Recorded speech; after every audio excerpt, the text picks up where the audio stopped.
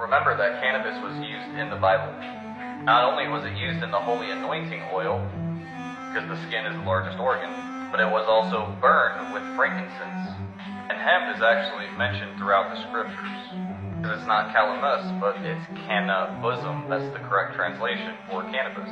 Plenty of scholars, as well as rabbis and pastors, have come to the same conclusion that this was used in the holy anointing oil, and it was used in the temple on a regular basis. It was also used by the culture. Remember, they only stopped using hemp about 100 years ago. But they even found burnt cannabis or cannabis residue in the temples. Because whether it was a Babylonian captivity time or pre or post, it was still being used by the culture regardless.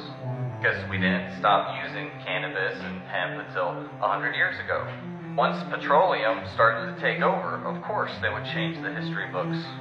Just like Tartaria, just like salt every offering, Leviticus 2:13. Number 2 deficiency in the world is a magnesium or an organic salt deficiency.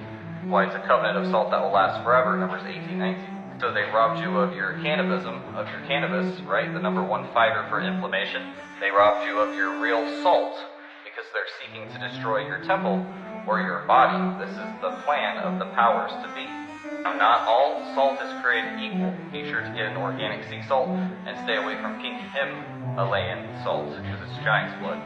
That's what the heavy metal tests show, at least, that there's radiation in that salt. So remember, stick to the original, and that's how you're able to figure out what's actually going on and how to actually heal and what the third cause of early DEATH is in the world and who runs the world.